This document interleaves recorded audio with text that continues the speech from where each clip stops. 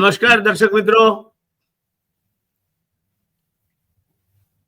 ભારતીય જનતા પાર્ટીના પ્રદેશ પ્રમુખનું કોકડું કેટલાય વખતથી એવું ફીંડલું ગૂંચવાયેલું હતું કે એમાંથી છેડો જ નહોતો જડતો.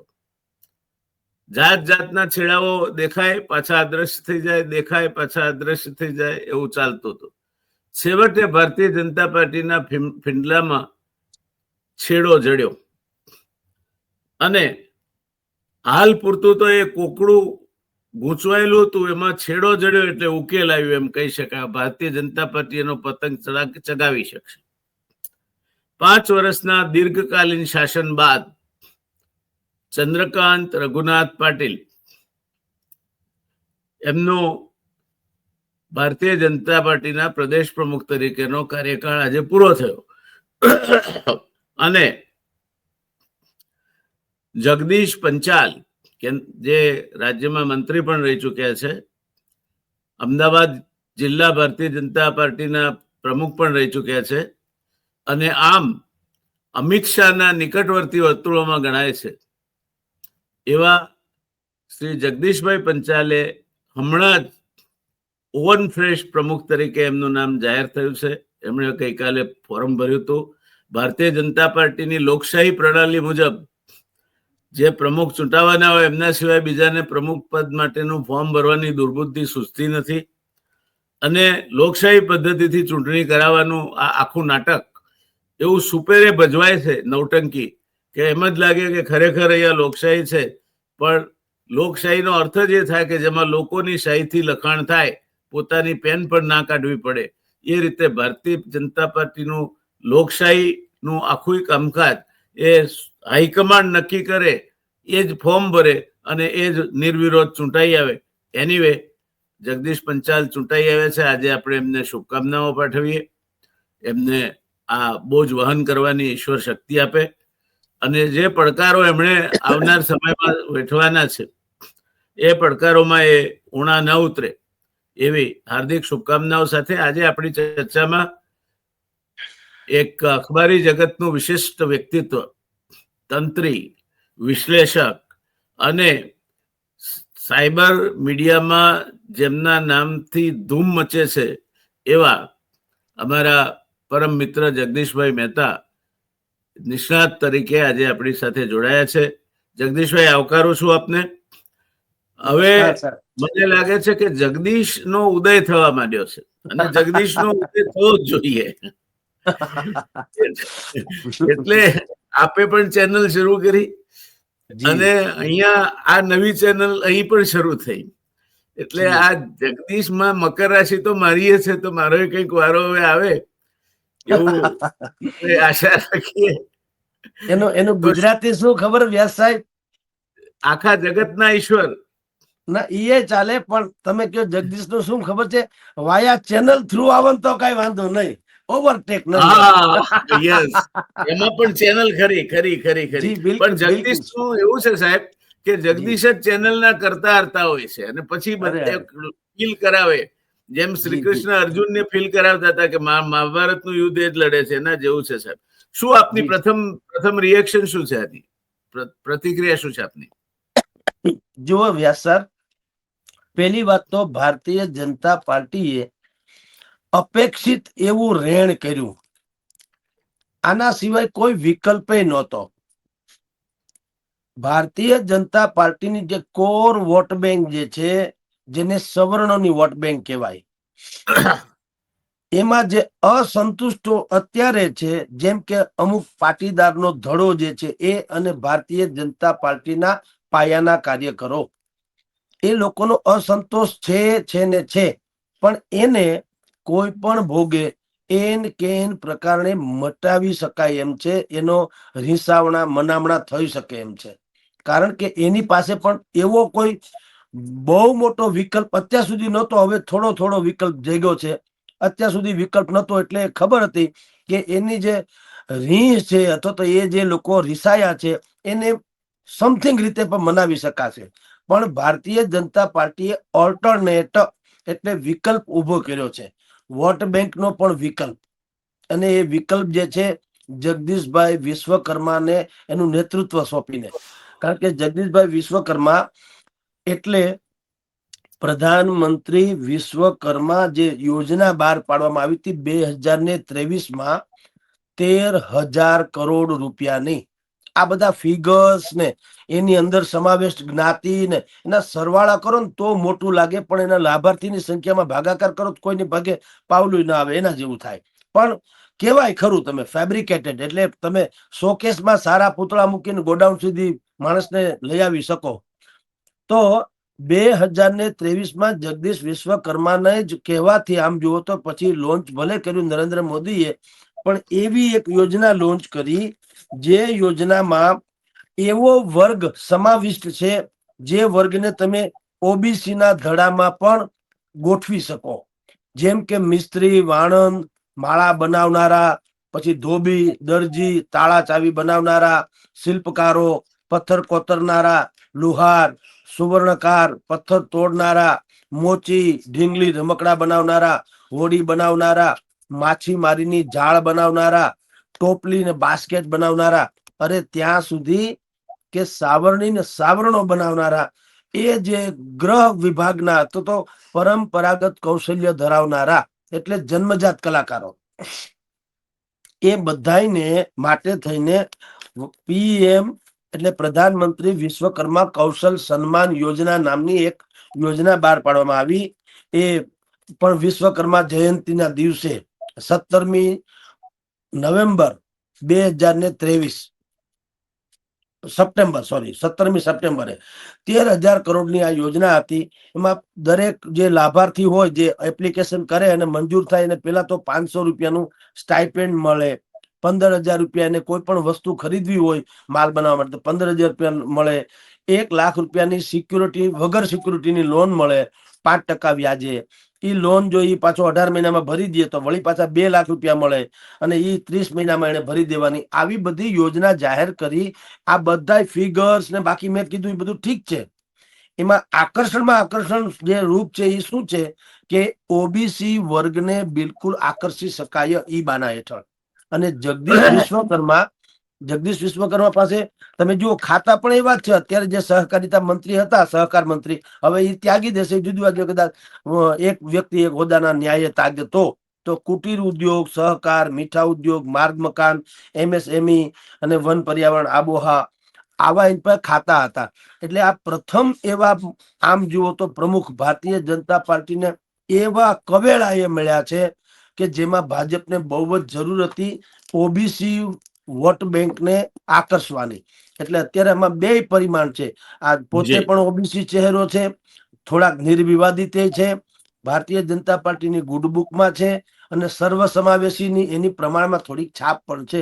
એટલે ટોટાલિટી કહીએ તો ભારતીય જનતા પાર્ટીએ જગદીશ વિશ્વકર્મા રૂપે એક પ્રમાણમાં સારું ટ્રમ્પ કાર્ડ અથવા સારું રેણ કર્યું છે. જી સાહેબ, બીજો પ્રશ્ન, કોંગ્રેસે અમિત ચાવડાને પ્રમુખ બનાવ્યા રાજ્યના અને ભારતીય જનતા પાર્ટીએ જગદીશ વિશ્વકર્માને બનાવ્યા.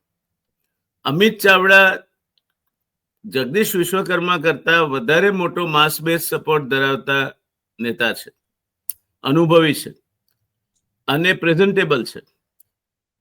એ દ્રષ્ટિએ આ બંને પક્ષોના પ્રમુખો વચ્ચે આપ કઈ રીતે સરખામણી અથવા તો વિવિધતા જુઓ છો? જુઓ સર, નાણા વગરનો નાથિયો ને નાણે નાથા લાલ, આ ફેર છે. જગદીશ પંચાલ ભારતીય જનતા પાર્ટીના છે એટલે સામ દામ દંડ ભેદ બધું જ અજમાઈશ કરી શકે. અમિતભાઈ ચાવડા ફેસ સારો, નિર્વિવાદિત અથવા તો બેદાગ, એ બધું બરાબર, પણ અત્યારે વિપક્ષમાં છે એટલે જેટલું ભારતીય જનતા પાર્ટી વિવિધ યોજના તહત જે રીતે લોકોને લાભાર્થી બનાવી શકે એવું તો વિપક્ષને હોવાને કારણે કરી શકે નહીં. વાયદા કરી શકે, વચન આપી શકે, સપના બતાવડાવી શકે, પણ સીધો લાભ કે કાલથી તમને 500 રૂપિયા મળશે એવું તો અમિત ચાવડા કરી શકવાના નહીં. એટલે different between Amit Chavda and Jagdish Vishwakarma is that કે આની પાસે નાણાં છે, આની પાસે નાણાં અને સત્તા બંને છે. બિલકુલ સર, જી. એટલે એટલો ડિફરન્ટ નેક્સ્ટ પ્રશ્ન આના પરથી મારો એ છે કે જગદીશ વિશ્વકર્મા એ એમની બહુ ઘણી મોટી મર્યાદાઓ છે. જગદીશ વિશ્વકર્મા માસ લીડર ન બની શકે અને એ મર્યાદાઓ એમને હવે આવનાર સમયમાં કેટલી નડશે એ એક તો મારે આપની કોમેન્ટ જોઈએ છે. બીજું કે જગદીશ વિશ્વકર્મા અમિત શાહના નજદીકી ગણાય છે અને અમિત શાહના નજદીકી છે, માટે પાટીદારોનો જગદીશ વિશ્વકર્મા પ્રત્યેનો અભિગમ કેવો રહેશે? જુઓ વ્યાસ સર, ભારતીય જનતા પાર્ટીને જે આપ તો મારાથી અનેક ગણા જ્ઞાની છો એટલે એ બાબતમાં નહીં કહું, પણ આપને ખબર છે ભાજપમાં જે સત્તા ઉપર બેસે અથવા તો શીર્ષ સ્થાને આવે એ ગમે એવા વહરા હોય તો મંડે રૂપાળા લાગવા. આજ વિજય રૂપાણીને સૌરાષ્ટ્રના સપૂત ને બહુ કાર્યદક્ષ ને ઝડપી કાર્ય કરનારા મુખ્યમંત્રી તરીકે જયારે નવાજવામાં આવ્યા હતા, આખું રાજકોટ બોર્ડ બેનર આખું લાગીને એ જ વિજયભાઈ જેને અમે સ્કૂટર ઉપર જોયેલા, એ જ વિજયભાઈ ને સૌરાષ્ટ્રના સપૂતને રાજકોટનું રતન ને એમ કરનારા બોનર હતા. હવે જયારે એને એક જ સેકન્ડમાં કીધું કે રાજીનામું આપી દો અને ભૂપેન્દ્રભાઈ ની શપથવિધિ થઈ, ભૂપેન્દ્રભાઈ નું આખું નામ અરવિંદ કેજરીવાલ ની જેમ કોઈને ખબર નથી કે અરવિંદભાઈ ના ફાધર નું નામ હું, ભૂપેન્દ્રભાઈ ને કોઈ ઓળખતા સુધા નતા. હજી વિજયભાઈ તો ન્યા રાજીનામું રાજ્યપાલને આપવા ગયા, આપ્યું નતું ત્યાં તો રાજકોટમાં એના બેનર પોસ્ટર બધા ઉતરી ગયા, રાજકોટના રતનના સપૂત સૌરાષ્ટ્રના સપૂતના અને ભૂપેન્દ્રભાઈ ને લાગી પણ ગયા ફોટા સહિત. વાહ ભૂપેન્દ્રભાઈ! અને તમે જુઓ અત્યારે આખા ગુજરાતમાં એન્ટી ઇન્કમ્બન્સીની ચરમસીમા છે, છતાં મૃદુ ને મક્કમ થાય છે કે નહીં? તો ક્યાં મક્કમતા જોવા મળે, છતાંય હાલે છે ને. એટલે તમે જે પ્રશ્ન કર્યો તે અમિત શાહની ગુડ બુકમાં હોય તો પાટીદારો શું? કાંઈ નહીં. સત્તા ઉપર આવે એટલે કલબલિયા વગાડવા સિવાય છૂટકો નથી. એમાં જગદીશ વિશ્વકર્માની ઇન્ડિવિજ્યુઅલ પોતીકી છાપ એવી છે, સર્વસમાવેશી. એ કોઈ જૂથના બહુ નહીં, એનું પોતીકું કોઈ જૂથ નહીં. ના સાહેબ, હું આપની સાથે સંમત નથી થતો. જગદીશ વિશ્વકર્માને હું એ પાર્ટીમાં 32 વર્ષ રહ્યો છું. જગદીશ વિશ્વકર્મા એટલે એક આપખુદ, અહંકારી અને તોછડાઈની પરાકાષ્ઠા કહી શકાય તેવું વર્તન કરી શકે તેવું વ્યક્તિત્વ છે. ચંદ્રકાંતભાઈ પાટીલની છબી એક ટફ માણસ તરીકેની ખરી, પણ ચંદ્રકાંતભાઈ પાટીલ બોલવે ચાલવે સુવાળા, એ કોઈને પણ ઉતારી પાડે જાહેરમાં અથવા તો તુંકારો કરે એવું ચંદ્રકાંત પાટીલના 5 વર્ષના કેરિયરમાં મેં જોયું નથી. જ્યારે જગદીશ વિશ્વકર્માના કિસ્સામાં તડતડિયા જેવું વ્યક્તિત્વ છે એમનું. એ ક્યારે તડતડાટ કરતું ફૂટવા માંડે અને પછી એમના જીભે સરસ્વતી વસે છે.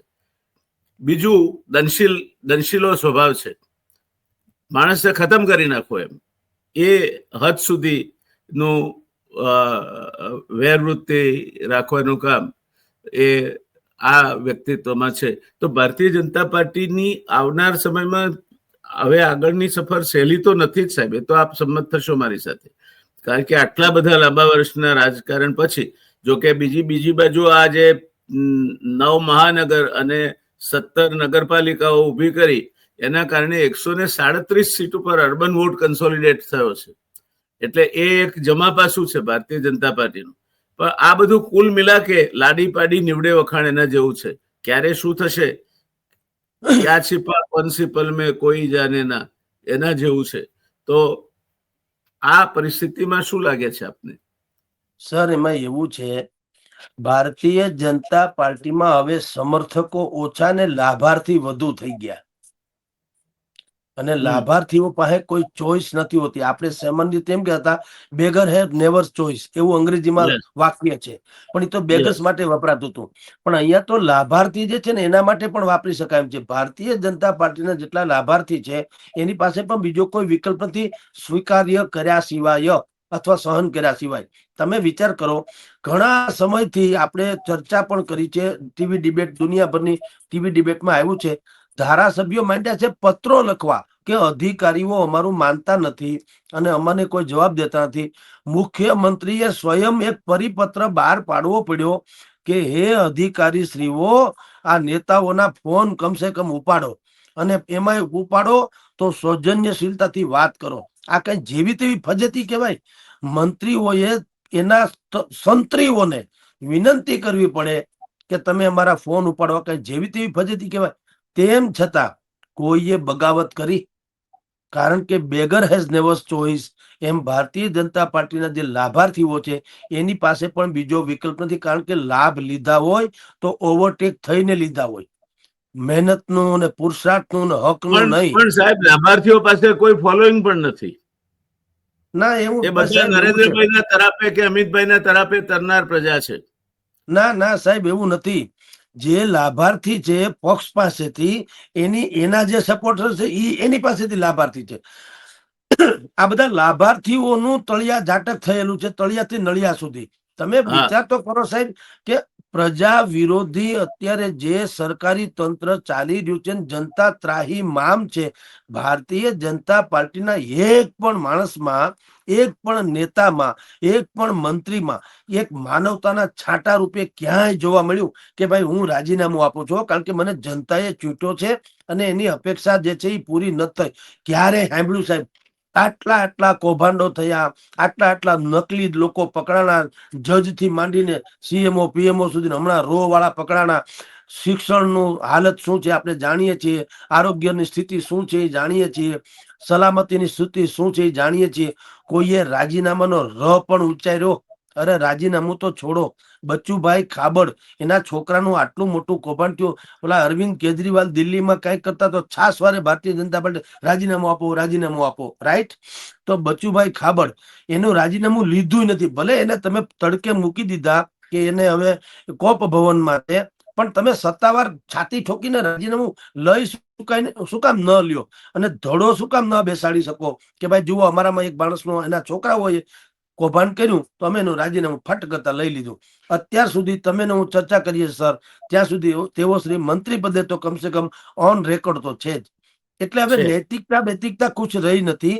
તમે જે કીધું ને, નેતાઓ જે પક્ષ પાસેથી લાભાર્થી છે, અને જે નેતાઓ પક્ષ પાસેથી લાભાર્થી છે એના જે સમર્થકો છે એ આ નેતા પાસેથી લાભાર્થી છે.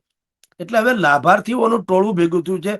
મને પગાર આપનારા શેઠ હોય, તમે ગમે તેમ કરો તો હું એનું બુરું ક્યાંથી વાંચું કે બોલું, અથવા તો કેમ એને પડતા મૂકું? એ ગમે એવા હોય તો મને તો પગાર આપે છે, પછી હું એમ ના કહું કે એ ટી શર્ટ પહેરે એટલે મને નથી ગમતા, કે બહુ હોનું પહેરે કે ગમે, એવું કઈ ન હોય. મને પગાર આપે, મારે કામ કરવું જોઈએ, that's all. M Bharatiya Janata party corporate culture જેવું છે. હવે એમાં તમને નોકરી મળી ગઈ એમ કહો તો હાલે. નોકરી મળી ગઈ એટલે વાત થઈ ગઈ પૂરી, પગાર મળે છે, મજા કરે. દરેકને પોતપોતિકા લાભ છે, જે હોય તે. કેટલાકને સ્ટેટસ છે, કેટલાકને સંપત્તિનો, કેટલાકને પ્રસિદ્ધિનો, કેટલાકને સત્તાનો, કેટલાકને સંપર્કોનો. એ અલગ અલગ પ્રકારના લાભાર્થીઓ છે, એટલે એને કઈ પ્રોબ્લેમ આવે એમ નથી. બધા ગોઠવણ .com ની જેમ કામ કરશે. જી સર. સર, ઓબીસીના પ્રદેશ પ્રમુખ નિમાયા, હવે બીજી દૂરબીન ગોઠવાયું છે મુખ્યમંત્રી પર.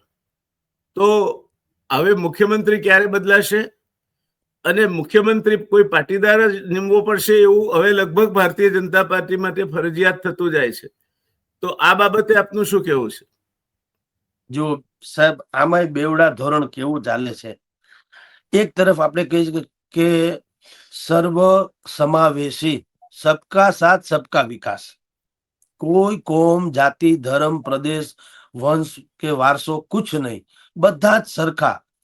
તો તમારે ગાય વગાડીને કેવું શું કામ પડે છે કે આ ઓબીસી ચહેરાને મેદાનમાં ઉતાર્યો? સાહેબ, એ ભાજપની પ્રકૃતિ છે. જો રાષ્ટ્રપતિ દલિત અમે મૂક્યા એમ કહી શકતા હોય, રાષ્ટ્રપતિ માટે એમ કેવું કે રાષ્ટ્રપતિ ટ્રાઇબલ છે કે રાષ્ટ્રપતિ દલિત છે, એના જેવી બીજી બુદ્ધિહીનતા અને જેને કહેવાય કે વિચારસરણીનું દિવાળિયાપણું બીજું એકે નથી. છતાં ભારતીય જનતા પાર્ટી કે છે તો મુખ્યમંત્રીની બાબતમાં શું કરવાના? કે મુખ્યમંત્રી તો પ્યોરલી રાજકીય પોસ્ટ છે, તો એમાં પાટીદાર આવશે. શું કેવું છે આપનું? ના, હું એ જ વાત ઉપર આવું કે તમારી, એટલે કે હું ભાજપની વાત કરું કે ભારતીય જનતા, આમ તો કોઈ પણ પક્ષ હોય સામાન્ય રીતે આમ કહેતા હોય છે કે અમારા માટે બધા જ સમાન છે, પણ એવું હોતું નથી. એમ હું કહું છું ના, કે તમે, હા, હોતું નથી. કારણ કે હવે તમે જગદીશ પંચાલને તમે કાં એમ નથી કહેતા કે ભાઈ ગુજરાત ભાજપના પ્રમુખ, પછી ઓબીસી છે કે સવર્ણ છે કે પછાત છે જવા દો, એને બદલે તમે ગાય વગાડીને કહો છો કે ઓબીસી, એટલે કે તમારી 57% કે 55-65% જે ઓબીસી ની જનસંખ્યા છે એના ઉપર તમારો કાયદેસરનો ટાર્ગેટ છે. હવે એ નક્કી થયું, નંબર 1. હવે આપ કહો છો તે પ્રમાણે મુખ્યમંત્રી તરફ આવીએ.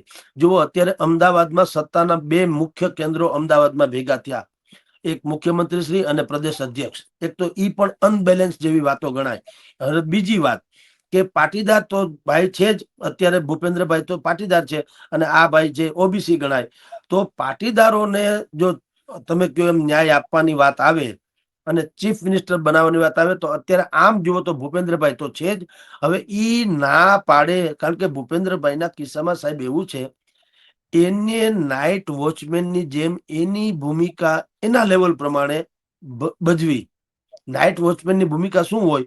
વિકેટ પડવા ન દેવી. રન ન કરે તો કાંઈ નહીં, સ્કોર ન કરે તો કાંઈ નહીં, સદી ન ફટકારે તો કાંઈ નહીં, સિક્સર ન મારે તો કાંઈ નહીં, વિકેટ પડવા ન દેવી જોઈએ. 10-15 ઓવર બાકી રહી હોય એને ખેંચી કાઢવાની, જે ભૂપેન્દ્રભાઈએ ખેંચી કાઢી.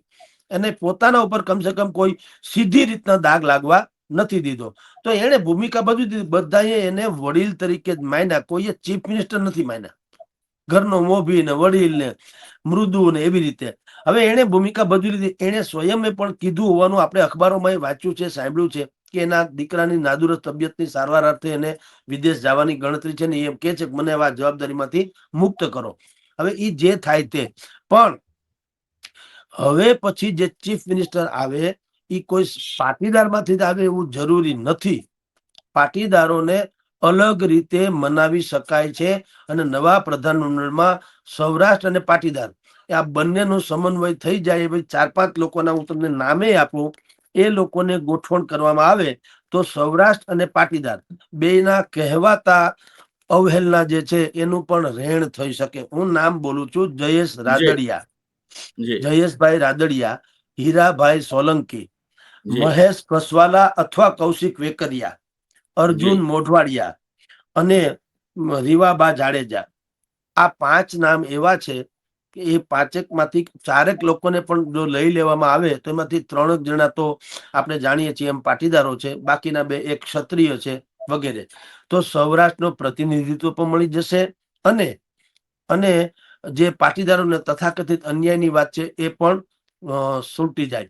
મુખ્યમંત્રી એટલા માટે કદાચિત ન બનાવે કારણ કે અત્યારે સૌરાષ્ટ્રમાં ક્ષત્રિય વર્સિસ પાટીદારો એટલે કે પટેલ એનો એક ડખો ચાલે છે અંદર ખાને. રિપેર કરવાના ઘણા કોશિશો થયા પણ છતાં ડખો ચાલે છે. હવે મુખ્યમંત્રી જો પાટીદાર હોય અને કોઈ દરબાર ઉપર કોઈ પ્રકારનું એક્શન લેવું પડે તો પણ એ કોમ્યુનલ થઈ જાય થવાની સંભાવના છે. એટલે શીર્ષ સ્થાને તો પાટીદારને કદાચ ન લાવે, જે ભૂપેન્દ્રભાઈ છે એ ચલાવે અથવા તો કોઈ એવી વ્યક્તિને લાવે કે જેની ઉપર કોઈ ચોક્કસ કોમનું આમ તમે જુઓ તો લેબલ કે સિમ્બોલ લાગી ન શકે. દાખલા તરીકે વિજયભાઈ રૂપાણી માઇનોરિટી કોમમાંથી જૈન કોમ્યુનિટીમાંથી આવતા હતા, એ કોઈના નહીં કોઈ એના નહીં, સર્વ ધર્મ સમાવેશી જેવી વાતો છે. અત્યારે હર્ષભાઈ સંઘવી છે એ પણ જૈન કોમ્યુનિટીમાંથી આવે છે. સાંભળ્યું છે કે એને બહુ જ મોટું પ્રમોશન આપવામાં આવશે કારણ કે અમિત શાહની ગુડ બુકમાં છે. તો પ્રમોશન હવે આથી વિશેષ તો શું હોય? યા તો એને કેબિનેટ દરજ્જો આપે ને સ્વતંત્ર હવાલો આપે અને કા પછી એને આપણે જાણીએ છીએ પછી તે બીજું શું હોય? અમસ્તા અત્યારે સુપર સીએમ તરીકે તો હર્ષ સંઘવીને મુખ્યમંત્રી બનાવે ને તો સાહેબ ભારતીય જનતા પાર્ટીના બેસણાની જાહેર ખબર આપવી પડે. હવે ઈ તો જો ને તો પછીની વાત છે, પણ હવે જોને તો નહીં સાહેબ. એની હું તો હમણાં વચ્ચે સુરત જઈને આવ્યો. જે માણસની ઘરમાં ઇજ્જત આબરૂ ન હોય એની પછી ઘરની બહાર આવે છે, ઘરમાં જ જેની ઇજ્જત આબરૂ નથી. ચંદ્રકાંતભાઈના એ એક ટપોરી તરીકે કહી શકાય કે ચંદ્રકાંતભાઈના એક પ્રેરિત વ્યક્તિત્વ તરીકે કહી શકાય એ હર્ષ સંઘવીનો ઉદય થયો. ગૃહમંત્રી બન્યા ઘણું થઈ ગયું, કારણ કે આ ગોપાલ ઇટાલિયા તો વારેવાર 8મું ધોરણ પાસ કે છે. એટલે ગોપાલ ઇટાલિયાને તો મોકો મળી જાય પછી તો કે હવે તો આ રાજ્યના મુખ્યમંત્રી પણ 8મું ધોરણ પાસ છે. એટલે એ બાબતમાં જરા મારે હર્ષ સંઘવી સાથે વ્યક્તિગત કોઈ સંબંધો પણ નથી અને દુશ્મની પણ નથી. મારે કોઈની સાથે દુશ્મની નથી. પહેલી વાત તો આપણે વિશ્લેષકોને તો ગુણદોષ અનુસાર આપણા માલિકો આપણા દર્શકો છે, એટલે એના અનુસાર આપણે વાત કરવાની હોય છે. પણ હર્ષ સંઘવીની શક્યતા નથી દેખાતી. પાટીદાર મૂકવા પડે એવી જો પરિસ્થિતિ ઊભી થતી લાગતી હોય તો એક કારણથી લાગે છે કે હમણાં પાટીદારના બંને તળાવમાં ભેગા થવા માટેનો સળવળાટ જાગ્યો છે. 2 મિટિંગો થઈ પણ ગઈ છે કે આપણે બધા એક થાવ અને આ ખોડલવાળા ને આ ઉમિયાવાળા ને આ ને તેને બધું એટલું નાખો. નરેશભાઈને પણ કહેવામાં આવ્યું છે કે તમે ઘણું બધું હવે વખત પતંગ ચગાવ્યો, હવે ખોડલધામ સંભાળો, તમે રાજનીતિની હાથે બહુ ઓબનોબિંગ ના કરો, એવું પણ કહેવામાં આવ્યું છે. એટલે એ પરિસ્થિતિમાં આ ભૂપેન્દ્રભાઈ ચાલુ નહીં રહે એ લગભગ શક્યતા ઊભી થાય એવું બને તો આપ કોને મુખ્યમંત્રી તરીકે જોઈ રહ્યા છો? આપે આટલા નામ કયા, એમાં જયેશ રાદડિયાનું નામ આપે પ્રથમ ક્રમે કહ્યું, એની સાથે હું પણ સંમત છું. એની સાથે હું પણ સંમત. બિલકુલ. તો પછી બીજું કોઈ નામ સામાન્ય રીતે રહેતું નથી, પરંતુ એ જરાક વધુ પડતું તો લાગે છે સાહેબ. કારણ કે તમે બુમરાહને ઓપનિંગમાં ઉતારો એ બરાબર નહીં. એમ તેંડુલકર થી પછી તમે બીજા કોઈને ઉતારો તો ઠીક, પણ બુમરાહને તો ઉતારો તો હજ તો કહેવાય, ભલે 11મી ટીમમાં હોય, પણ એ બોલર છે, એને ઓપનિંગમાં ઉતારવી તો વધારે પડતું છે. પણ જયેશ રાદડિયાને ધારો કે બનાવે તો ઇટ્સ ટુ મચ. એમાં લાયક ના લાયક એવી વાત એને નથી. કોઈ અગત્યનું ખાતું સોંપે એવું બને. હા બિલકુલ, ગ્રહ ખાતું એને સોંપે, રાજ્ય કક્ષાનું સહકાર ખાતું પણ સોંપી શકાય. અને મોટા ભાગે મને જ્યાં સુધી ઇનપુટ છે ત્યાં સુધી પાણી પુરવઠા મંત્રી જે અત્યારે ભાઈ છે આપણા કુંવરજીભાઈ બાવળિયા, એની જગ્યાએ, એટલે પાણી પુરવઠા હું કે કૃષિને લગતી એક ડિપાર્ટમેન્ટ ગણાય, અને એ રીતે એને સાચવી લેશે પાણી પુરવઠા મંત્રી બનાવીને. અને અમે કુંવરજી બાવળિયાની છાપ ઉપસાવી શક્યા નથી ઉપરાવી, એટલે જ હું કઉ છું. પણ જે સીએમ નું જે છે ત્યાં તો જો કોઈને મૂકવા પડે તો એવો એક હાવ નવીનજીઓ એટલે નવતર કલ્પનાતીત, જે ભારતીય જનતા પાર્ટીને કોથળામાંથી બિલાડું કાઢવાની હંમેશા ટેવ હોય છે, એવો નવીનજીઓ માણસ મૂકશે કે હું ને તમે એને બ્રેકિંગ ન્યૂઝ તરીકે અનેક વખત ચર્ચા કરવા માટે થઈને તત્પર બનીશું. એવું જ નામ આવે, કારણ કે પછી કોઈ એવડું મોટું જાયન્ટ નામ છે નહીં. જેમ ભૂપેન્દ્રભાઈ પણ આપણા માટે નવીનજીયાની જ પરિભાષામાં આવે, એને સ્વયં ખુદને ખબર નથી કે હું સીએમ તરીકે પસંદગી પામીશ. એવી જ હવે કોઈ વ્યક્તિ આવે, જો સીએમ બદલવાની વાત આવે તો, અને ન બદલે, ભારતીય જનતા પાર્ટીના હાઈકમાન્ડના જેટલા અમુક લોકો એમ કે છે કે લગભગ એને નહીં બદલે, પણ અહીંયા નીચે સ્તરથી માંડીને બાકીના આપણા જે સોર્સિસ છે એ ભારતીય જનતા પાર્ટીના દિગ્ગજ નેતાઓ પણ માને છે કે જો સીએમ ને બદલવામાં નહીં આવે તો આ બધી જ કવાયતનો કોઈ અર્થ રહેતો નથી. એટલે એને પણ બદલાવે તો જ લોકોમાં થોડીક જનમાનસ પલટે એમ છે. બાકી જે માનસ છવાઈ ગયું છે ત્યારે એન્ટી એસ્ટાબ્લિશમેન્ટ વાળું, એ યથાવત રહેશે, અને એ ગોપાલને આપોઆપ લાભ કરતા બની રહેશે. એટલે સરકારે હવે તળિયા ઝાટક ફેરફાર કરવો જોઈએ એવું જનતા ઈચ્છે છે, અને ભારતીય જનતા પાર્ટીના વિચક્ષણ નેતાઓ પણ એવું માને છે. પછી હવે જોઈએ પાર્ટી શું કરે છે. તે જે સાહેબ ગોપાલને લાભ કરતા બની રહેશે એવું આપ કહો છો, ત્યારે આપની પેલી સાવરણો અને ટોપી વાળી વાતનું શું થાય? સાહેબ દરેક વસ્તુ જે છે ને ફ્લેક્સિબિલિટી, હવે અત્યારે છે ને પ્રેક્ટિકલ યુગ આવી ગયો છે. એની જો હવે ઈ જ આના પછીનો પ્રયોગ ઈ જ છે. મુખ્યમંત્રી ધારો કે બદલાય કે ન બદલાય, ત્યાર પછી તમે જોજો મીડિયાનું આખું ડાયવર્ઝન થશે ગોપાલ ઇટાલિયા તરફ. કારણ કે હવે જે સ્ટ્રક્ચર રચાવાનું છે સંગઠનનું, તો મોટા ભાગે જગદીશ વિશ્વકર્મા આવી ગયા, એટલે એક તો ક્લોઝ થઈ ગઈ વાત. હવે વાત રહી પ્રધાનમંડળની રચના થઈ જાય એટલે આખું મીડિયાનું ફોકસ જવાનું ભાજપ એટલે વિપક્ષ તરફ. હવે વિપક્ષમાં તમે જાણો છો કોંગ્રેસની હાલત જે છે તે સૌને ખબર છે, અને એનામાં શું થવાનું છે એ બધી ખ્યાલ છે. આશા, ઉમંગ કે ઉત્કંઠા, એ બધું જે છે એ ક્યાં છે? ઓળિયો ગોળિયો ગોપાલ ઇટાલિયા તરફ. તો ગોપાલ ઇટાલિયાને પણ પછી જે મેં તમને આપે પણ કીધું, ટોપી અને સાવરણી, એ મુદ્દો છે જ. ઇવન ધો ત્યાં કેજરીવાલનો પણ મુદ્દો છે, ભગવત માનનો પણ મુદ્દો છે. એ કેજરીવાલ અને ભગવત માન જે છે એ અહીંના ગોપાલના સમર્થકોને પણ પ્રિય નથી. જી, એટલે એવું મારા જાણવામાં આવ્યું છે. આપ સૌરાષ્ટ્રમાં છો એટલે આપ વધારે અધિકૃત રીતે જાણી શકો કે એક એવો પ્રસંગ પણ બન્યો છે કે જ્યારે ગોપાલ ઇટાલિયાએ કેજરીવાલને એવું કહ્યું હોવાનું કહેવાય છે કે તમે આ મુદ્દાઓ ઉપર, સ્થાનિક મુદ્દાઓ ઉપર માથું મારો નહીં, અને મને સલાહ આપવાનું બંધ કરો, મને મારી રીતે કામ કરવા દો. આવી આટલા સુધીની એક ચળવળ થઈ હોવાનું કહેવાય છે. કેટલું તથ્ય છે કેટલું તથ્ય નથી તે આપ કદાચ મારા કરતા વધારે અધિકૃત રીતે કહી શકશો. હશે, પણ જો અહીંયા માનસિકતા તો એવી જ છે સાહેબ. તમે દરેક માણસ જે ભારતીય જનતા પાર્ટીમાંથી અપેક્ષિત છે, એને જાવું છે ક્યાંક, એના કદ પ્રમાણે પદ નથી પડ્યું અને એ હાસ્યમાં ધકેલાયા છે, એ વિકલ્પની શોધમાં છે. કોંગ્રેસમાં પણ એવા જ લોકો વિકલ્પની શોધમાં છે. એને ભારતીય જનતા પાર્ટી અને કોંગ્રેસ બંને માટે વિકલ્પ તો આ જ છે, આમ આદમી પાર્ટી, પણ એ બંનેમાં નડે છે શું? ટોપી અને સાવરણી. અને કેજરીવાલ અને ભગવત માન, કે એના ચહેરા ઉપર તમે જો બજારમાં ઉતરશો તો તમને કોઈ સપોર્ટ મળવો ક્રેડિબિલિટી જોઈએ તો નથી, ન મળે. હા, એની કોઈ હવે ક્રેડિબિલિટી સાખ નથી. રહી નથી. એટલે એનું જી એક મહામંથન ચાલી તો રહ્યું છે પક્ષની ભીતરમાં. હવે એનું શું બહાર નિષ્કર્ષ નીકળે એ પછીની ઘટના છે, પણ કાંઈક એનો તોડ નીકળશે. પણ એ બધું થશે પ્રધાનમંડળની નવરચના થયા પછી. ત્યાં સુધી અત્યારે તેલની ધાર જુઓ એમ બધું ચાલ્યું જાય છે. જી સાહેબ, એક બાઉન્સર ફેંકવાનું મન થાય છે, જો આપ રજા આપો તો ફેંકું. ફટકારો, બીજું હું કઈ કે ફેંકા છે. આ જે કઈ બદલાવ થયો, જગદીશ વિશ્વકર્મા આવ્યા, મુખ્યમંત્રીમાં પણ બદલાવ થશે. અમિતભાઈના હમણાં ગુજરાતના આટાફેરા વધી ગયા, વડાપ્રધાન પણ 2 વખત આવી ગયા.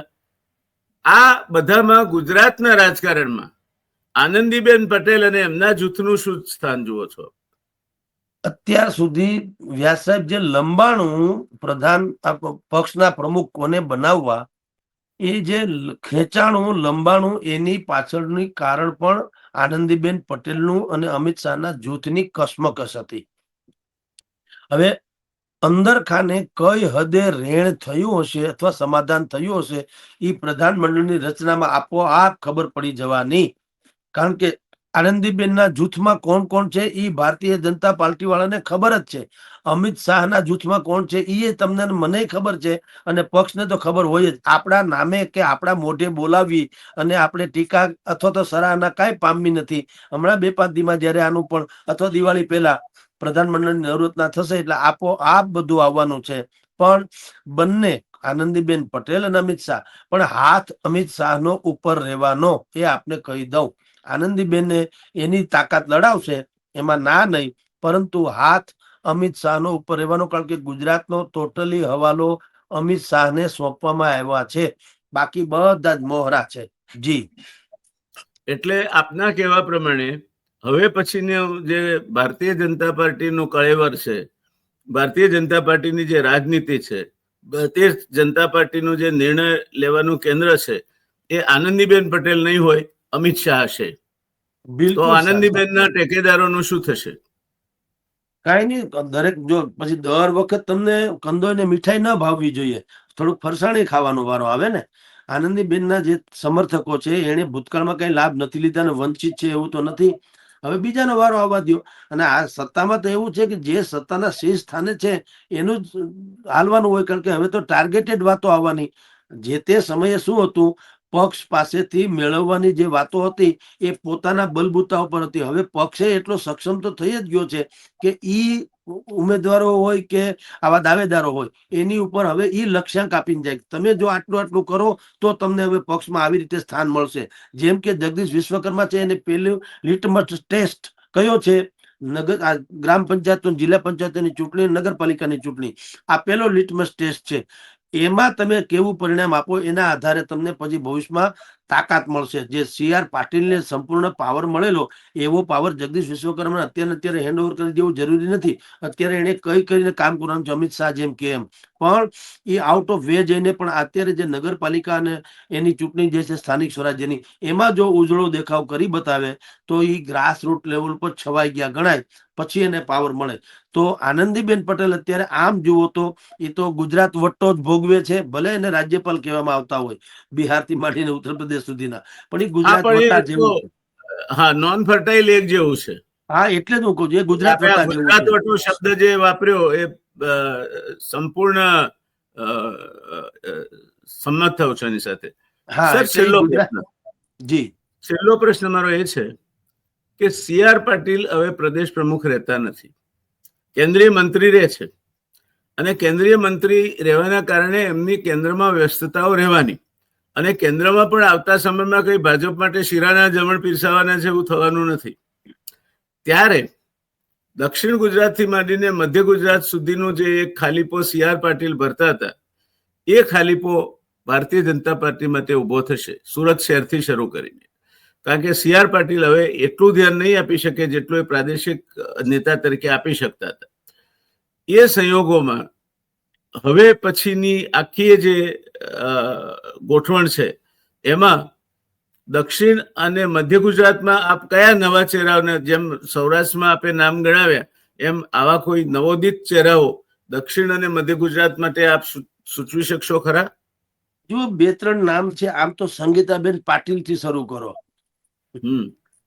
ત્યાંથી શરૂ કરો. સંદીપ દેસાઈ જે છે એનું નામ તમે છે, અલ્પેશ ઠાકોર કે એ લોકોનું નામ છે, શંકરસિંહ ચૌધરીનું નામ છે. આવા એમાંથી એક બધા પણ નહીં આવે સાહેબ. અલગ Alpesh Thakor is not a leader of Thakor સિવન. અને શંકર ચૌધરી બદનામ બસ્તી છે. શંકર ચૌધરીના માથે એટલા બધા ચારિત્ર સ્ખલનથી માંડીને, પોર્નોગ્રાફી ફિલ્મ જોવાથી માંડીને, કરપ્શનથી માંડીને એટલા બધા, એમને તો નહીં તો જીસીસી એમએફ ના પ્રમુખ થવું હતું, પણ એ નહીં થવા દેવામાં આવે એવું કહેવામાં આવે છે. આપણને કઈ અંદરની માહિતી નથી. પણ શંકર ચૌધરી એ દક્ષિણ ગુજરાતમાં જઈને એના બનાસકાંઠામાં ગાબડા છે એ નથી પૂરી શકતા, તો એ દક્ષિણ ગુજરાતમાં શું પૂરવાના હતા? અલ્પેશ અને Hardik are a phenomena of yesterday. હવે પછીની સંગીતાબેનની વાત કરીએ તો સંગીતાબેન CR પાટીલ ના હોય તો એકડા વગરના મીંડા જેવું કામ છે ત્યાં. એટલે નવા બીજા ચહેરા કંઈક વિચારો ને સાહેબ. જુઓ, દક્ષિણ ને ઉત્તર ગુજરાત બાજુ તો મારા સૌરાષ્ટ્ર જેવો બહુ અભ્યાસ નથી, એટલે હું તુક્કા નહીં લડાવું. પણ મને જ્યાં સુધી વાતની ખબર છે ત્યાં સુધી જો બેલેન્સ કરવું હતું, કારણ કે CR પાટીલ હવે એક વિસરાઈ ગયેલી વિરાસત તરીકે સાથે રહેશે. એને વિસરાવી દેવામાં આવશે, નહીં વિસરાય તો. એને બિહારમાં એને અહીંયા જે ગુજરાતમાં એને માઇક્રો પ્લાનિંગ કરીને જેટલી ફતેહ અપાવડાવી એવી હવે એને જવાબદારી બિહારમાં સોંપવામાં આવી છે. અને આ કોન્સ્ટેબલનું બેકગ્રાઉન્ડ ધરાવે છે, એટલે બધી પ્રકારે કામ કરી શકે એમ માનીને હવે એને બિહાર ભેગા કરવામાં આવ્યા. બેકગ્રાઉન્ડ એક જ છે આમ તો. હા. એટલે હવે દક્ષિણ કે ઉત્તરમાં જે થાય તે સંગઠન હજી આખું નવેસરથી રચાય ને એમાં કેટલી નિમણૂક થાય એના આધારે ખબર પડે. પણ મૂળ વાત ભારતીય જનતા પાર્ટીએ એને એ નથી કે દક્ષિણનું શું કરવું, ફલાણું શું કરવું. જો એવું બેલેન્સ અનબેલેન્સની વાત થતી હોત તો અમદાવાદમાંથી 2 જણાને કઈ રીતે મુખ્ય પોસ્ટ ઉપર મૂકી દે કે મુખ્યમંત્રી પણ એ હોય અને પક્ષના પ્રમુખે એ હોય. ભારતીય જનતા પાર્ટીમાં જે આવે ને એ રૂપાળા થઈ જાય સાહેબ. આઉટ ઓફ ધ કોર્સ જઈને છેલ્લો પ્રશ્ન, ખરેખર છેલ્લો પ્રશ્ન પૂછી લઉં. RSS ની 100 વર્ષની ઉજવણી થઈ, એમાં એના સરસંઘ ચાલક મોહન ભાગવતજી હાજર નહોતા, અને પ્રધાનમંત્રીશ્રીએ જે ભાષણ આપ્યું એમાં છેક મધ્યમાં એમનું નામ એક જ વખત લીધું. દત્તાત્રેય હોસબોલેનું ભાષણ બહુ હેત વરસાવતું ભાષણ નહોતું. તો આપ શું માનો છો, આ જે ભાજપ અને સંઘ વચ્ચેની લડાઈ એ શેડો બોક્સિંગ છે? આપણને બધાને મૂર્ખ બનાવવા માટે લડી રહ્યા છે જાહેરમાં, કે ખરેખર કંઈક છે આમાં? ના, ખરેખર છે નહીં, ભયંકર છે. આ શેડો બેડો નથી, દેખાવ નથી. પણ થાય છે શું કે એ લોકો એટલી હદે ઝઘડો કરવા નથી માંગતા કે બંને ખતમ થઈ જાય, કારણ કે બંને એકબીજાના પૂરક તો છે જ. એટલે વૈચારિક દ્વંદ્વ યુદ્ધ પરાકાષ્ઠાએ છે, એને શેરી યુદ્ધમાં પલટાવા નથી માંગતા. એટલે રીસામણા મનામણા, હાજર રહેવું ન રહેવું, પ્રવચન કરવું ન કરવું. આજ નરેન્દ્રભાઈ મોદી આટલા સમયથી કેન્દ્રમાં વડાપ્રધાન પદે છે, એકાદ વખત નાગપુરમાં ગયા છે, ને હવે એક વખત જ ગયા નાગપુર. હા, એટલે જ કઉ છું. અને હવે જયારે RSS એની લડત પરાકાષ્ઠાએ છે ત્યારે એને બુદ્ધિપૂર્વક આર્ટિકલ લખ્યો અને અનેક દૈનિકોમાં છપાવડાવ્યો. હા, અને એનાથી RSS ઓળઘોળ થઈ જશે એમ માનો છો? ના, ઓળઘોળ ન થાય, પણ સમજણ તો છે ને બેયમાં. મોદી હવે એમની જે નીતિઓ છે એમાં ખુલ્લા પડી ગયા છે, એવું નથી લાગતું આપને? ના સાહેબ, એવું છે, ખુલ્લા ભલે પડી ગયા પણ બે છે તો એક જ ધારાના વાહકો ને. RSS ક્યારેય કોંગ્રેસ એવું કે કોંગ્રેસ તમે આજ સુધી સાંભળ્યું? નહીતર કહેવાય શું, RSS તો સ્વતંત્ર સંગઠન છે. એને જિંદગીમાં ક્યાંય કોઈ એનાઉન્સમેન્ટ કર્યું એવું કે આજે તમે બધા મત કોંગ્રેસને આપી દેજો? RSS વાળા કીધું કોઈ દી? એને ક્યારેય કીધું કે હવે આમ આદમી પાર્ટીને આપો? નહીં, એ ભાજપને જ આપે સાહેબ. RSS ખુલ્લેઆમ એવું કહેતું મેં સાંભળ્યું છે કે અમે તો હિન્દુત્વ માટે છીએ, અમારે આ પક્ષ કે તે પક્ષ સાથે કોઈ લેવા દેવા નથી, અને અમે હિન્દુત્વ માટે કામ કરીએ છીએ જયારે વાંકું પડે ત્યારે.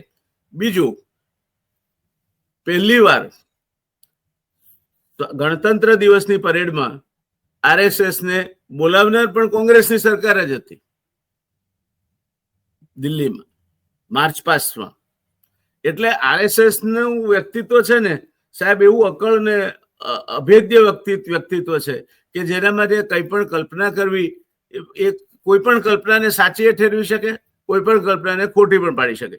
પણ આપ કહો છો તે પ્રમાણે અત્યારે તલવારો ખેંચાયેલી છે એ સાચી છે, એ બાબતમાં કોઈ બિલકુલ છે. અને એના કારણે દિલ્હીમાં રાષ્ટ્રીય અધ્યક્ષ નથી નિમાતા. એનું કારણ આ જ છે, તલવારો ખેંચાણી છે. ઈ આરએસએસ ના ચહેરા એના પોતાના પસંદગીના પાત્રોમાં તમને કહી દઉં, એને યોગી આદિત્યનાથ, સૌથી પહેલા તો સંજય જોશી, પછી યોગી આદિત્યનાથ, પછી નીતિન ગડકરી, પછી દેવેન્દ્ર ફડણવીસ. આ 4 નામ આરએસએસ મોકલ્યા છે કે આના સિવાય અમારે 5મું કોઈ ખપે નહીં. અને ભારતીય જનતા પાર્ટીનું હાઈકમાન્ડ જે છે એ એમ કે છે કે સંજય જોશીને બાદ કરતા બીજા બધામાં, એમાં યોગી પણ નહીં, પાછા એમાં 19-20 છે, યોગીમાં પાછા બીજા લોકોને વાંધો છે, ભાજપના જ. એટલે હવે એ જે આખું કોકડું ગૂંચવાણું એ આ દ્વંદ્વ યુદ્ધની પરાકાષ્ઠા સૂચવે છે.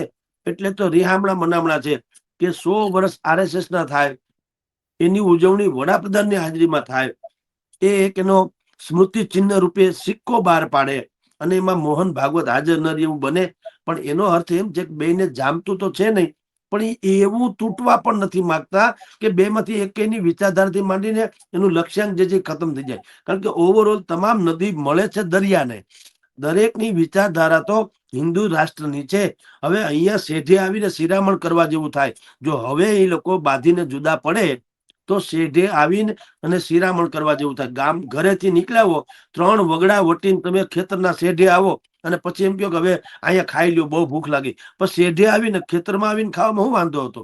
એટલે હવે આરએસએસ એવું ઈચ્છે છે કે આપણે એટલી હદે તૂટી નથી જવું કે વળી પાછા ક્યાં ગયા હતા ને ક્યાંય નહીં, હીરો ગોગે જઈ આવ્યો, ડેલે હાથ દઈ આવ્યો, એવું ન થાય. એટલે થોડુંક અમે ખમી ખાઈએ, થોડુંક ઈ ખમી ખાય.